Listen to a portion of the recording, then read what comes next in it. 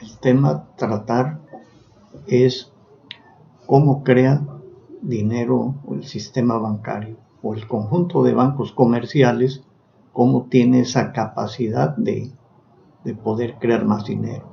No obstante que se piensa que la creación del dinero es a través de la impresión de billetes y la acuñación de monedas, lo más común es que se crea a través del sistema bancario. Para ello, lo primero que debemos de conocer es cómo el sistema bancario, cómo funciona cuál es la función de un banco. Un banco capta ahorros o depósitos de individuos, empresas o gobiernos que tienen excedentes de recursos o de dinero. Esto es, un banco acepta depósitos, pero ¿qué hace ese banco con ese dinero? El negocio del banco es captar esos recursos para prestarlos, para dar créditos, ya sea a empresas o individuos que necesiten. Para ello, para todo esto, hay una contraprestación. A los ahorradores se les devuelve la cantidad que depositaron más los intereses, y en cambio las empresas o acreditados se tienen que devolver ese dinero que les prestaron, que le podemos llamar capital o monto prestado, más los intereses. Entonces, por esa intermediación, el banco obtiene una utilidad o un margen de utilidad. ¿Por qué? Porque la tasa de interés o los intereses que el banco cobra por los créditos, estos intereses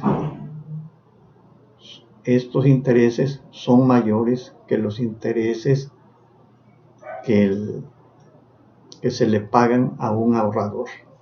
Entonces, tenemos que aquí varias situaciones. La primera, el dinero no es del banco.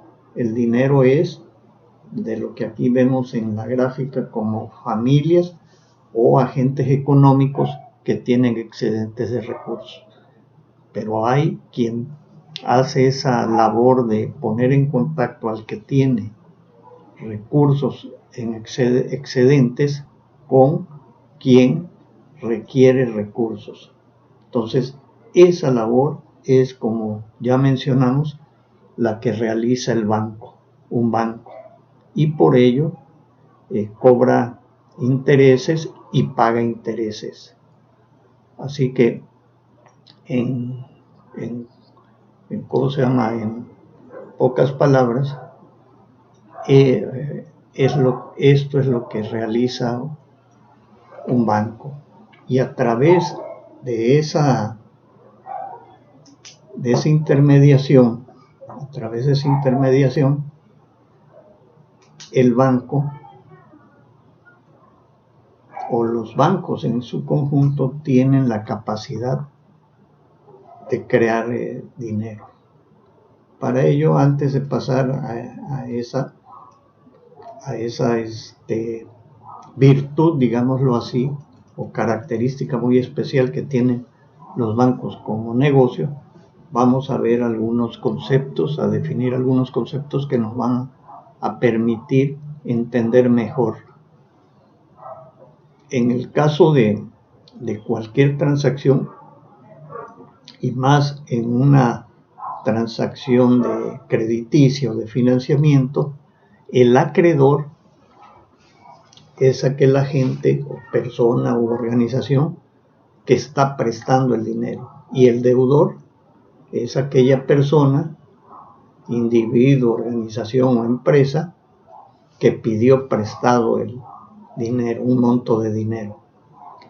Entonces, la primera etapa, un primer ciclo, el acreedor le ministra o le da o le proporciona dinero al deudor.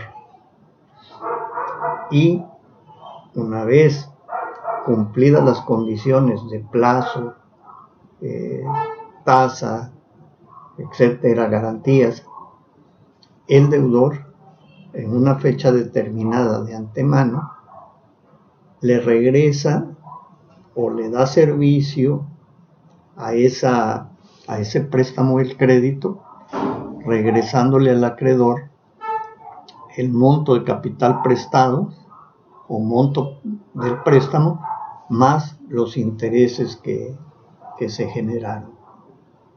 ¿Sí? Si quisiéramos ver más desglosado esto en un diagrama, tenemos que los agentes al que les sobra dinero, que tienen excedentes de dinero, van al banco o a un intermediario financiero, pero pues aquí nos vamos a estar refiriendo principalmente a bancos, y ese dinero excedente, en vez de tenerlo bajo el colchón, pues lo depositan en el banco. Para el banco eso es una captación de dinero.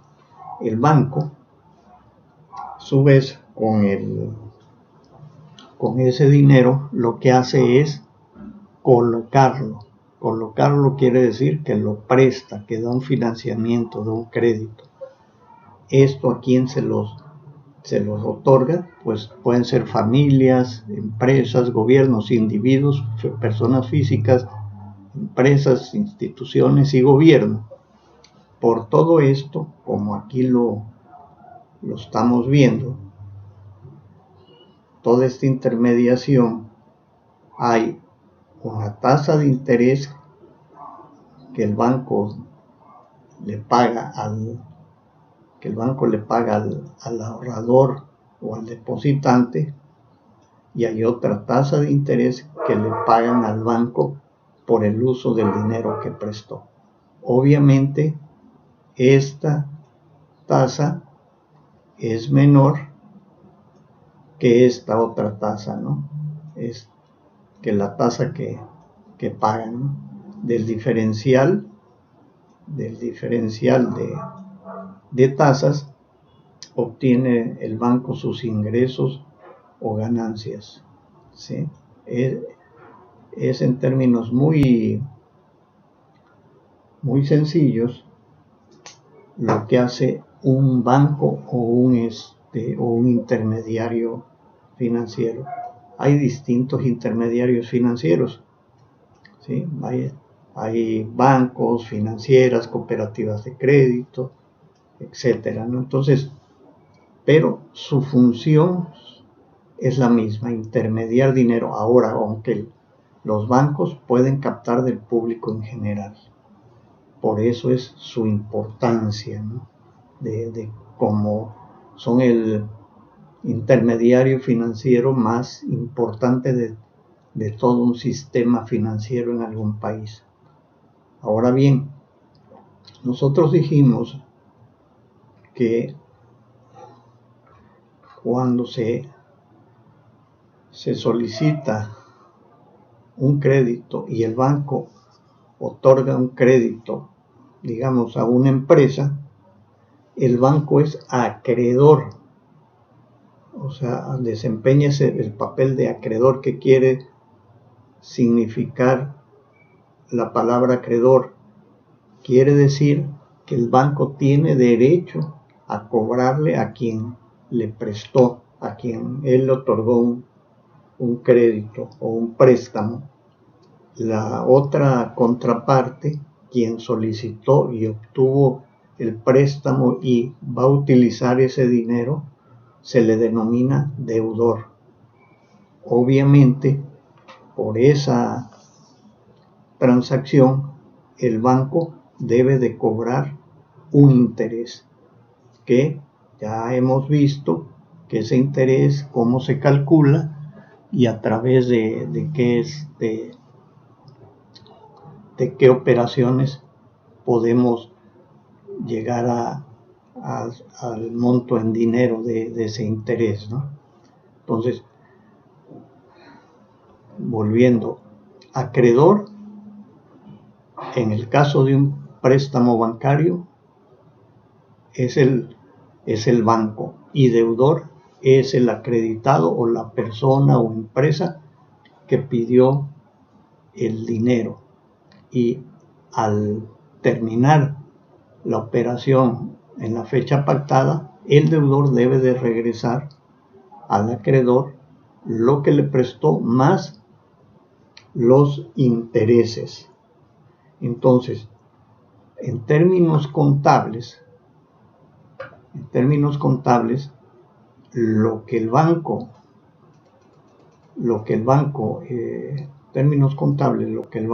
presta es, para efectos de la contabilidad del banco, es un activo. O sea, cuando el banco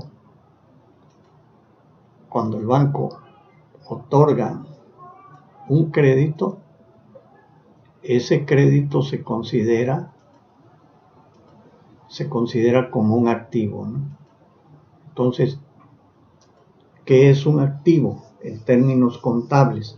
En términos contables, un activo es un derecho o una propiedad que tiene una institución o persona a su favor, y un pasivo es, por el contrario, un compromiso, una deuda que tiene una organización o empresa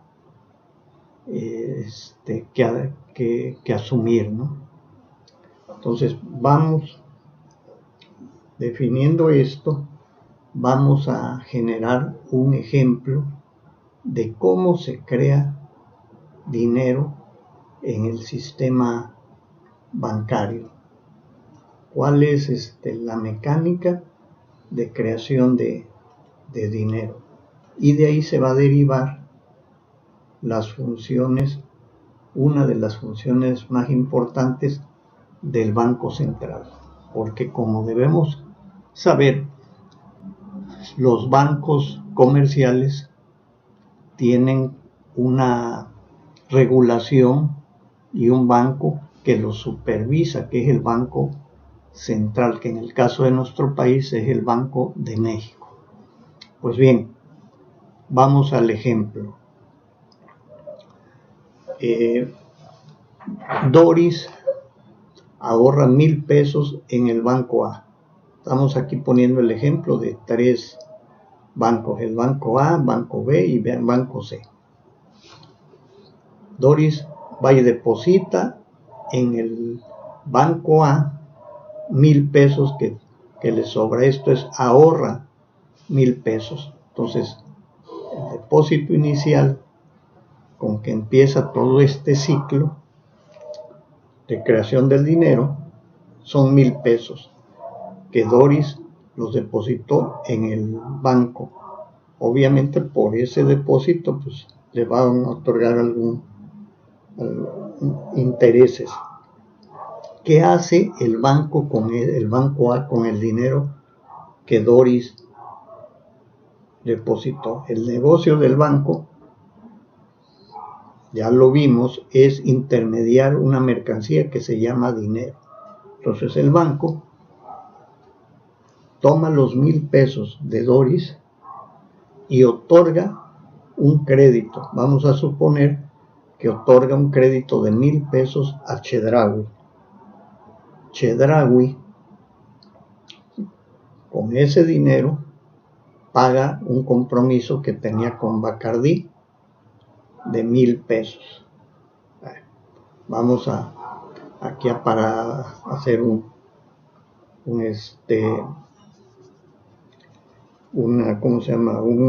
vamos a detallar aquí algunas cuestiones. El banco tiene el compromiso, la obligación de regresarle a Doris sus 1,000 pesos. Por lo tanto, contablemente, los 1,000 pesos que le depositó Doris al banco son para efectos del banco un pasivo. O sea, el banco tiene la responsabilidad y la obligación de regresarle a Doris sus 1,000 pesos más los intereses que hayan pactado. Ahora, por su parte, para efectos del crédito, Chedraui tiene la obligación de regresarle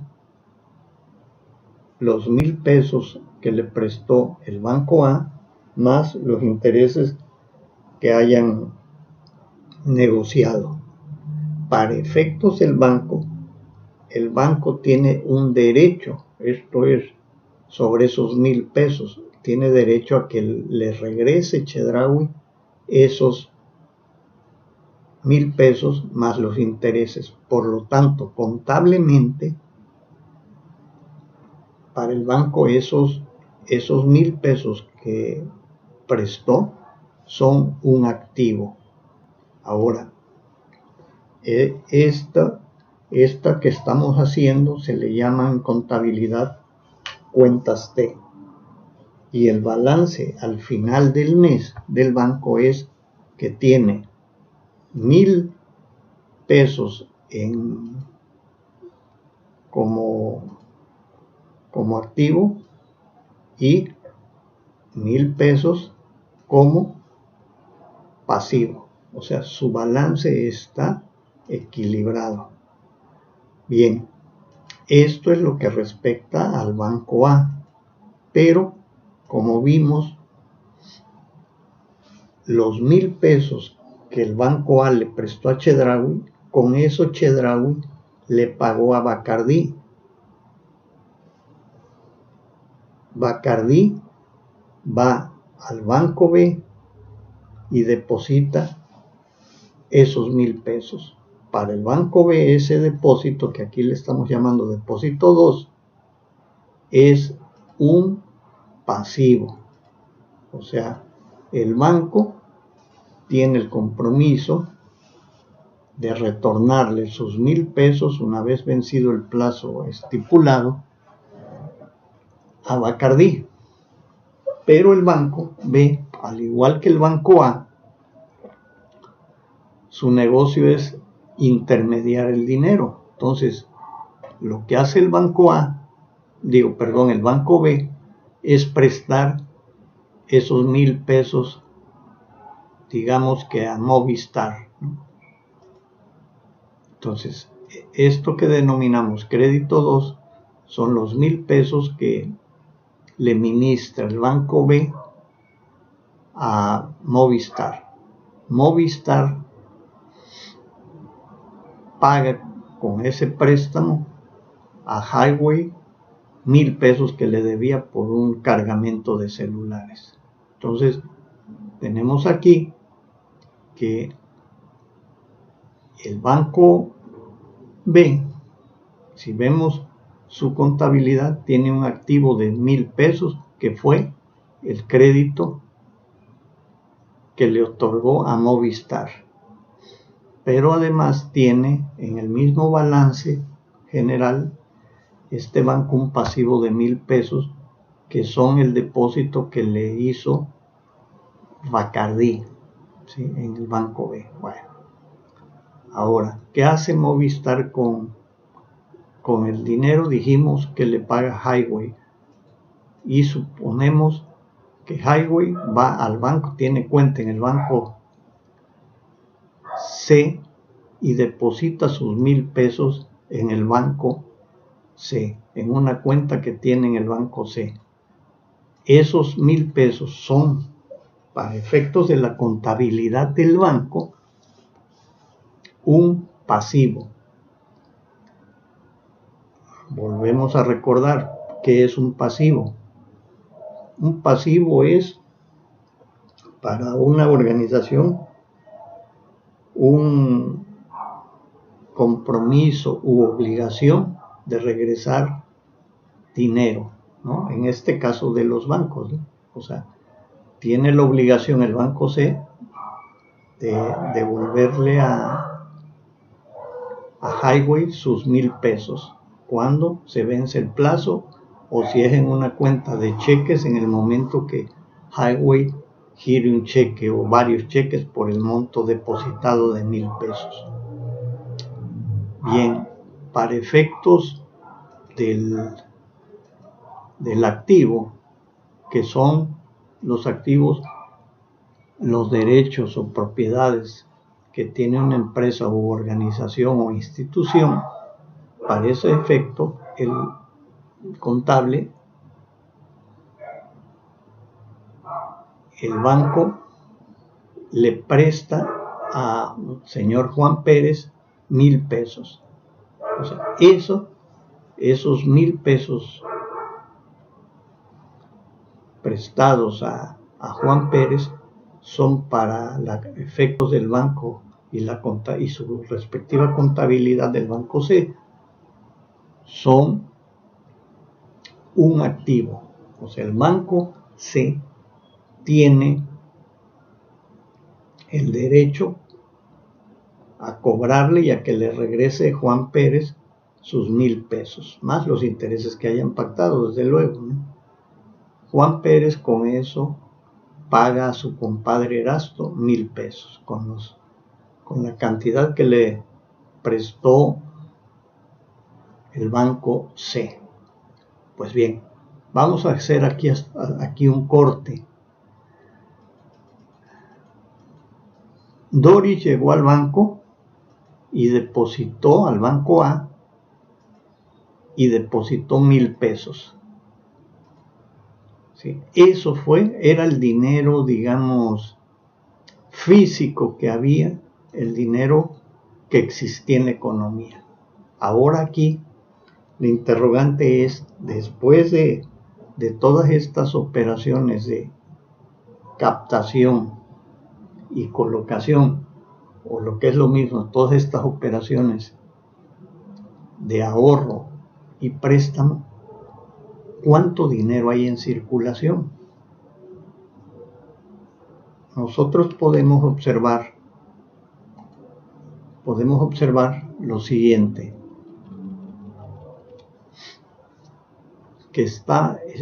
que existen como pasivo en el sistema bancario, cuando nada más estamos observando al banco A, solo existen en toda la economía 1,000 pesos, que fueron los 1,000 pesos que depositó Doris. Sin embargo, una vez que empieza a operar toda la intermediación bancaria, vemos que ese pasivo, ese compromiso que tiene el banco A, también tiene otro compromiso similar el banco B. ¿Por qué? Por el crédito que otorgó el banco A y a su vez, en este caso Chedraui depositó en el banco A, en el banco B, los 1,000 pesos. Y vemos que también en el banco C hay un pasivo de 1,000 pesos. O sea, en el sistema bancario hay ya no 1,000 pesos circulando, sino hay 1,000 iniciales de Doris más los 1,000 que Chedraui depositó, que Bacardí depositó en el banco B, más los 1,000 pesos que depositó Highway en el banco C. Entonces, para efectos de toda la economía, la oferta monetaria o dinero que hay en circulación es de 3,000 pesos. ¿Cuánto dinero se creó? Bueno, se inició el proceso con un depósito de 1,000 pesos. Ese fue el depósito inicial. Todo lo demás, los demás pasivos, se generaron a partir de este depósito inicial y de las operaciones de préstamos que hacen los bancos. Entonces, ya dijimos, hay 3,000 pesos en circulación, o sea, 1,000 1000 y 1000, o sea, son 3000,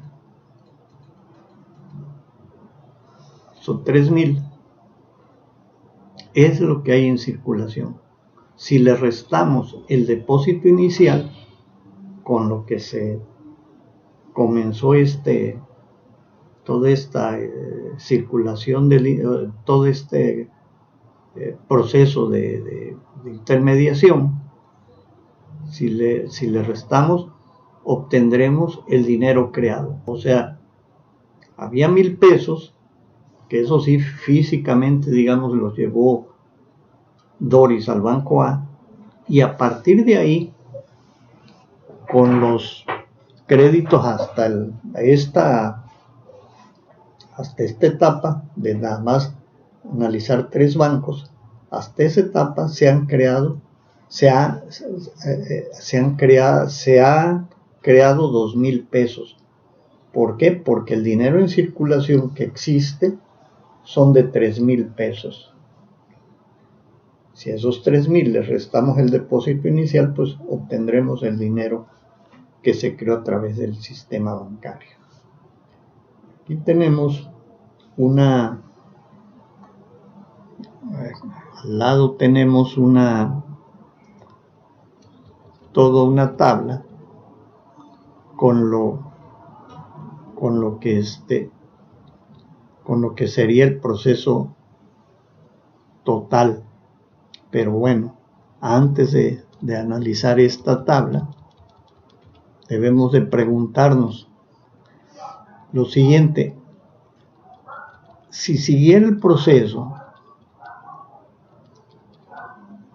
de otorgamiento de créditos o préstamos y de recibo de depósitos o ahorro por parte del sistema bancario,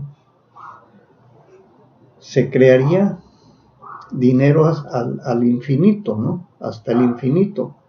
¿Por qué? Porque si se sigue prestando los 1000 pesos y se siguen depositando en más bancos o inclusive en el mismo banco, pero por diferentes personas, pues vemos que se está creando dinero. Por ello, interviene el Banco Central, porque si se creara excesivas cantidades de dinero, esto es, si no hubiera un control del dinero en una economía, su consecuencia primera es la creación de altas tasas de inflación o hay una inflación desmesurada. Por ello, el Banco Central, dentro de sus obligaciones y atribuciones constitucionales, está la de proteger el poder adquisitivo de la moneda. ¿Y cómo se puede proteger el poder adquisitivo de la moneda? Pues controlando la inflación. Y una de las partes relevantes o políticas relevantes para controlar la inflación es controlar la oferta monetaria, es decir, controlar la oferta de dinero. Por ello, una de las medidas que tiene el Banco Central para obtener ese control, para definir los niveles de dinero que haya en la economía que sean congruentes con el nivel de producción y que no generen altas inflaciones, les decía, una de esas medidas es la imposición de una reserva o encaje legal. ¿Qué es esa reserva o encaje legal? Bueno, no es más que lo siguiente, que el Banco Central, el Banco de México en nuestro país, le impone a los bancos comerciales, un banco comercial pues sería como Banamex o BBV o HSBC o Santander, los obliga a que de todo lo que capten, lo que es lo mismo, todos los ahorros que va la gente a depositar, un porcentaje de ellos se depositen en el Banco Central como reserva o encaje legal. Vamos a ver aquí un ejemplo de cómo en la práctica funciona esta medida. Tomando la misma información de nuestro ejemplo anterior, vemos que Doris llega y deposita 1,000 pesos en el banco A. Sin embargo, el banco A ya no puede prestar los 1,000 pesos como antes. ¿Por qué? Porque la reserva o encaje legal es del 10%. Esta reserva o encaje legal, ya dijimos que se le impuso el Banco Central, el Banco de México. O sea, le dijo, bueno, mira, ¿sabes qué? Banco A, y es para todos los bancos, no en específico la medida aplica nada más para el Banco A. ¿Sabes qué?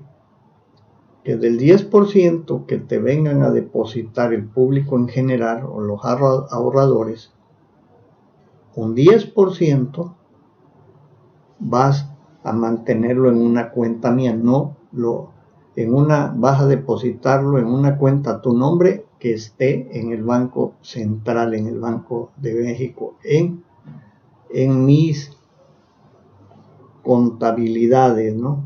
Entonces Doris va a depositar 1,000 pesos para el Banco A.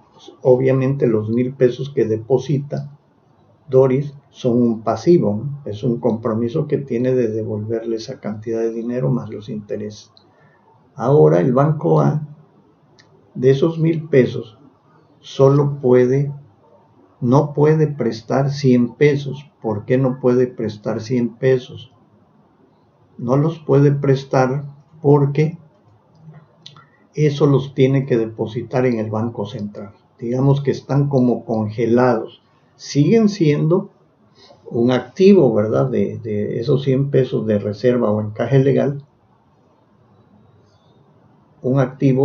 Siguen siendo un activo del Banco A. ¿Por qué? Porque el Banco A tiene el derecho de que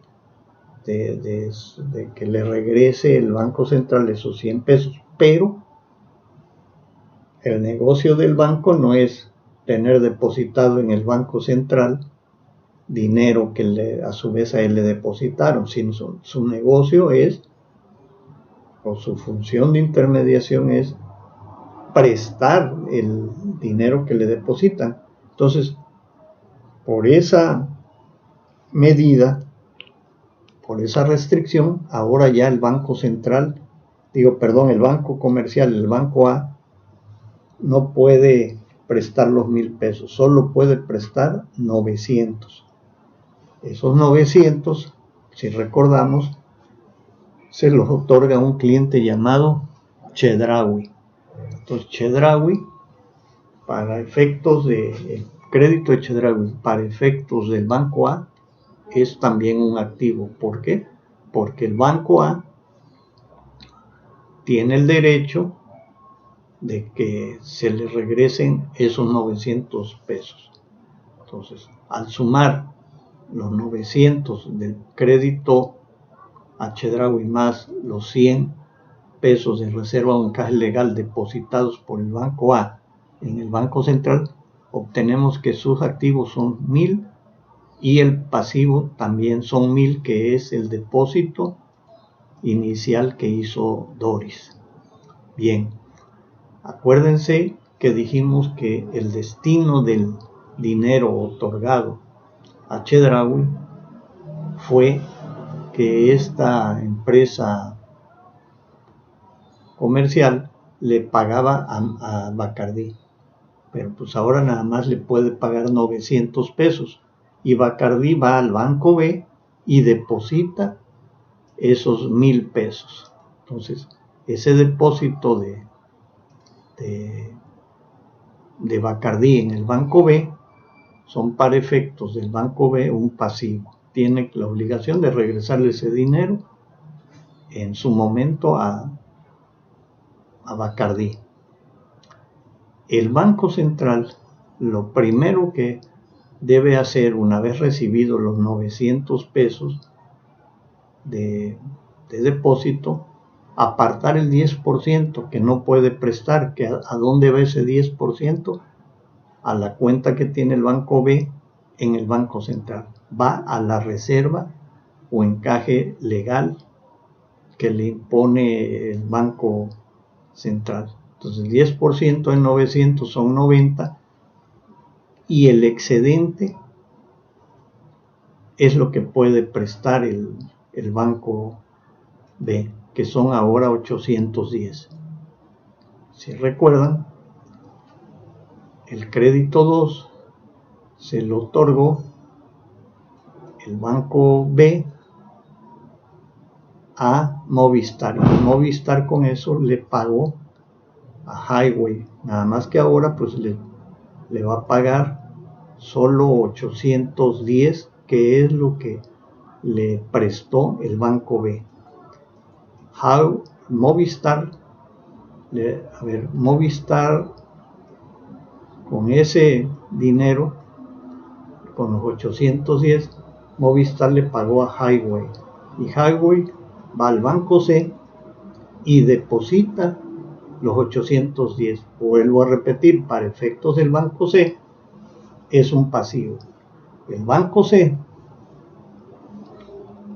obviamente va a intermediar ese dinero y va a prestarlo. Sin embargo, también aplica para este banco como para todos la restricción del 10% de encaje o reserva legal. Esta reserva o encaje legal, lo vuelvo a repetir hasta el cansancio, ¿verdad?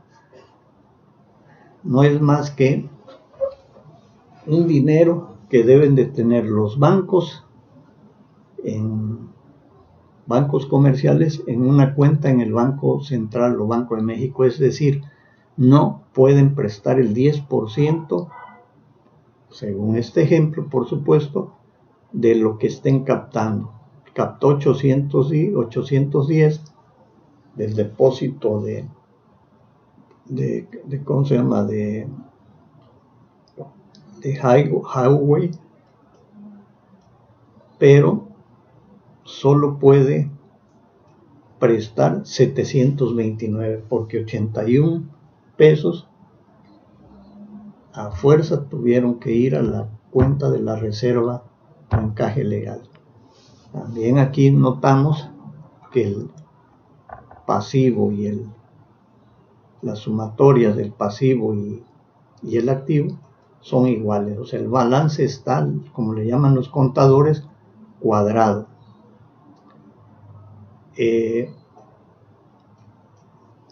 Acuérdense que el banco C prestó los 810 pesos, aquí el banco C presta 729 a Juan Pérez, y Juan Pérez con eso le paga a su compadre Erasto. Hasta aquí, ¿cuánto dinero hay en circulación? ¿Y cuánto dinero hay creado? Entonces podemos sumar, como lo hicimos la vez anterior en el primer ejercicio, 1000 de pasivo más 900 de pasivo más 810, tenemos que hay, partiendo de un depósito inicial, 2,710 pesos de dinero en circulación. ¿Qué quiere decir dinero en circulación? Que es el dinero que hay entre el público en general, en la economía en general. Hay 271 pesos de reserva o encaje legal, y el dinero que se creó a través del sistema bancario ahora fue de 1710. ¿Por qué? Porque si hay en circulación 2710 y le restamos lo que el sistema bancario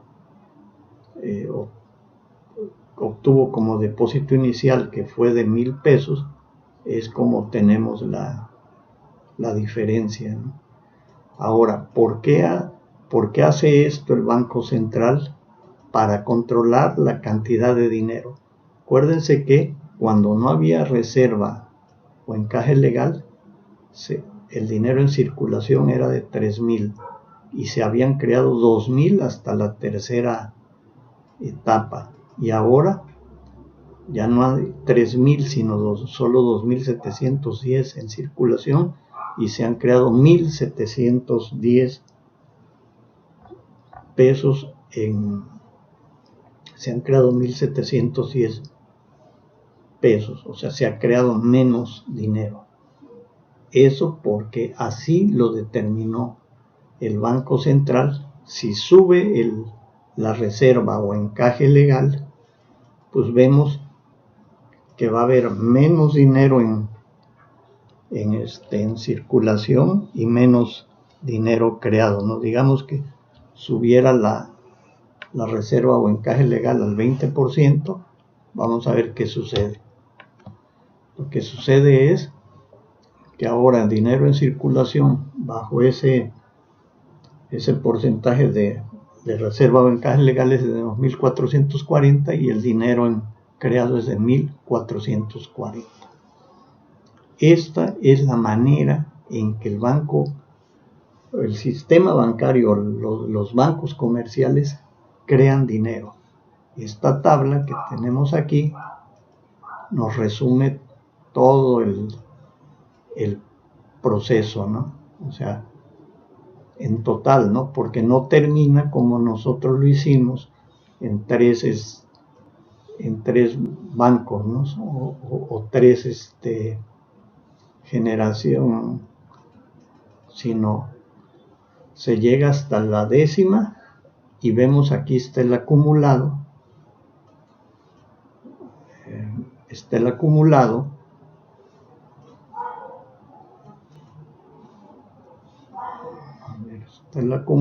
de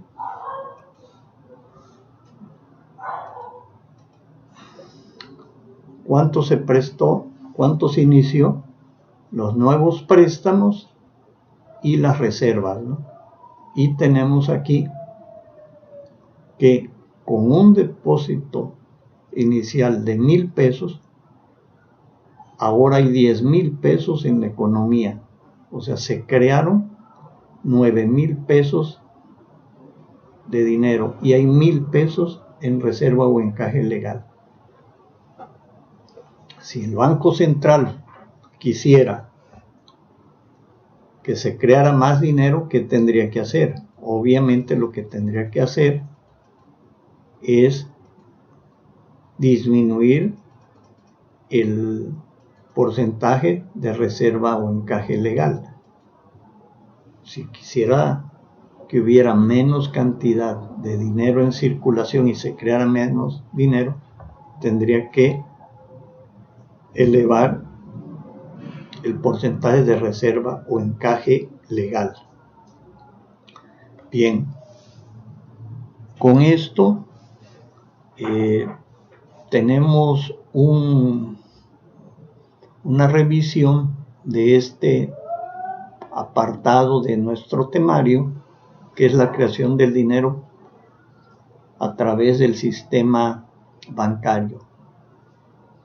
Para fortalecer nuestro aprendizaje, debemos de leer el capítulo, estudiar el capítulo respectivo del libro de Paul Samuelson. Ese capítulo viene señalado en el temario que desde hace 3 meses está allí en Eminos.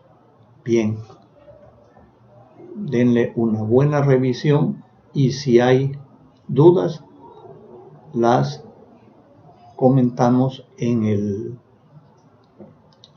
la sesión sabatina.